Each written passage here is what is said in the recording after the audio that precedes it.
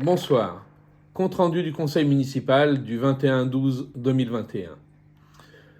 Une fois de plus, très peu de points à l'ordre du jour du conseil municipal, à croire que la commune ne décide plus rien. Le temps consacré aux délibérations n'a pas dépassé 30 minutes, pour ensuite 1 heure consacrée à des informations générales ou d'ordre associatif que tout le monde peut avoir par ailleurs. À noter qu'un premier projet a été conduit tambour battant pour l'extinction de l'éclairage public la nuit. Et l'avis de la population, eh bien, il sera peut-être recueilli après 1 an d'expérimentation.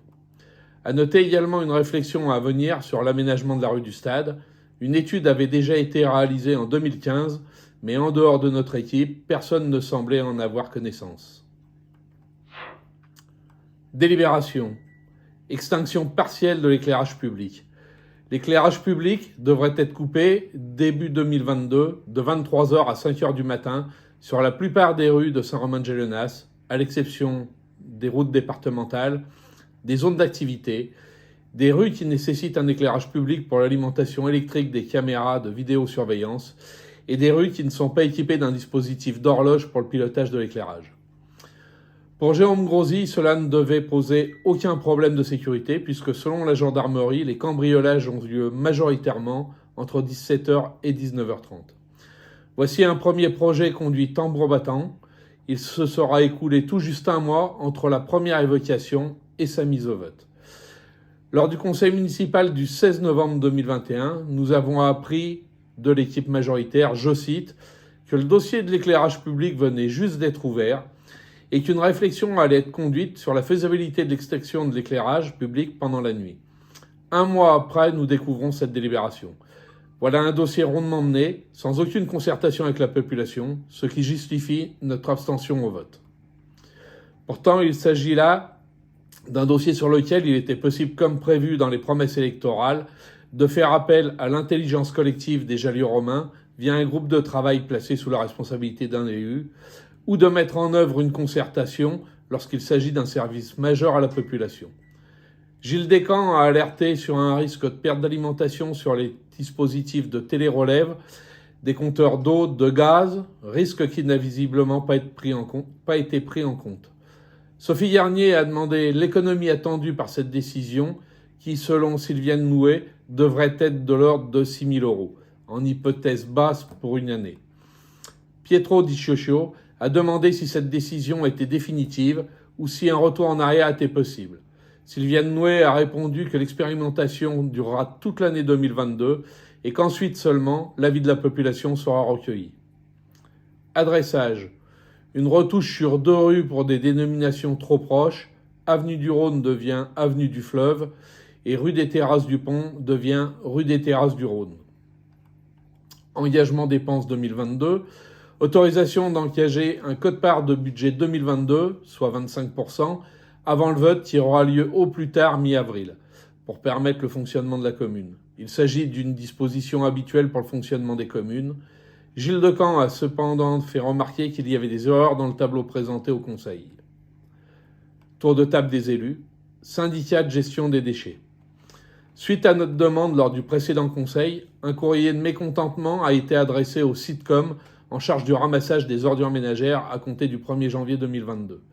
Ce courrier comprenait les points suivants. Transfert de syndicat du SMND vers le Sitcom, subi par la commune, qui entraîne les obligations nouvelles que nous n'avions pas à subir avec le SMND. Aucun accompagnement du nouveau syndicat pour l'achat des bacs normalisés, comme cela a été pratiqué par le SMND. Mise en place de points de collecte centralisés, distants des habitations. Forte hausse du prix de la collecte, sans amélioration de service. Manque de bornes de tri pour des déchets recyclables. Demande de mise en œuvre de la poubelle jaune pour le ramassage à la porte des recyclables. Demande d'explication sur la nécessité du changement de nom du syndicat. À ces questions, le Sictom a répondu la veille du Conseil. En voici les différents points. La cohérence territoriale s'est faite dans une situation peu confortable. Effectivement, il y aura modification du service, modification des pratiques sur les tournées. La mise à disposition de bacs n'était pas envisageable car trop de populations étaient concernées. L'augmentation de la taxe serait due à un blocage arbitraire des taux du SMND pendant 6 ans, qu'il fallait rattraper. Une nouvelle hausse de 4% est envisagée pour l'an prochain, qu'une tarification incitative est en réflexion à la pesée ou à la levée, et enfin que le changement de nom est légitime et qu'il ne coûtera que 5 000 € d'honoraires de cabinet de communication, 1 000 € de stickage des véhicules et 6 900 € pour une campagne d'affichage à venir. À noter que le choix de changer le nom a totalement échappé aux élus, le syndicat décide seul. Les élus ont été mis devant le fait accompli et n'ont eu à se prononcer que sur le choix du nom parmi 3 propositions, mais en aucun cas sur le bien fondé de ce changement de nom. Stéphane Rex a fait remarquer en conseil que le ton employé dans la réponse du SICTOM est assez pédante, que le SICTOM se positionne comme un donneur d'ordre alors qu'il ne devrait être qu'un prestataire au service des communes, qu'il devrait pouvoir être mis en concurrence, mais que ce n'est malheureusement pas possible puisqu'il nous est imposé. Il regrette que pour les habitants à faible revenu de Saint-Romain-de-Gelenas, le chèque inflation du gouvernement soit finalement utilisé pour l'achat d'un bac à ordures. Que l'argent inutilement consacré au changement de nom du SICTOM, près de 14 000 €, aurait pu être utilisé pour aider financièrement ces ménages ou les personnes âgées. Commission travaux, 2 actes de réflexion pour l'année à venir. Le réaménagement du carrefour de Baran-Vavre et la sécurisation de la rue du Stade suite à de nombreuses sollicitations des riverains. Gilles Descamps a rappelé lors de l'ancien mandat, une étude sur la mobilité avait été réalisée par un cabinet spécialisé et qu'il serait bon de la lire avant d'engager de nouveaux frais. Stéphane Rex a communiqué par mail à M. Grosy le lendemain du Conseil la référence de la délibération et la date permettant à la commission travaux de retrouver cette étude que les élus majoritaires semblaient totalement méconnaître. Concernant la réflexion sur le carrefour de Barans-Vavre, s'il s'agit de celui au centre de Barans historique, il est bon de rappeler qu'une concertation avec les riverains avait été organisée lors de l'ancien mandat suite à un arrêté municipal sur le stationnement et qu'un accord avait été validé par toutes les personnes concernées grâce à la nomination d'un conciliateur de justice. Pour l'urbanisme, toujours pas de commission urbanisme suite aux risques sanitaires, alors même que le service urbanisme supporte une importante charge de travail avec beaucoup de permis de construire déposés. L'absence de commission urbanisme signifie qu'aujourd'hui l'urbanisme est géré sans aucune concertation avec les membres extérieurs au Conseil et sans aucun regard critique.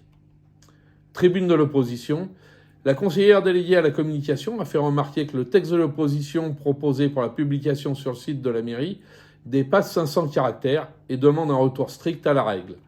Lors du conseil précédent, Jérôme Grosy avait pourtant évoqué une certaine souplesse dans l'application de la règle des 500 caractères. Visiblement, ce message n'a pas été entendu par tous. Rappelons que cette limitation a été jugée illégale par le tribunal administratif du Rhône suite à une procédure engagée sur la commune de Colombier-Saunieux, mais que la mairie de Saint-Romain-de-Gelenas a souhaité maintenir malgré tout.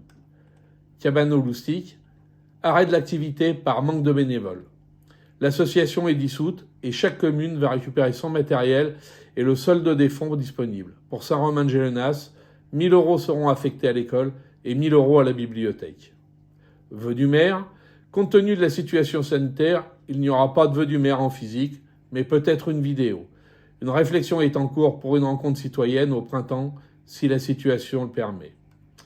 Je profite de ce compte-rendu pour vous souhaiter, au nom de mon équipe et de moi-même, de meilleurs vœux pour 2022, que cette année soit meilleure que celle que nous venons de passer et qu'elle vous apporte bonheur, joie et surtout santé.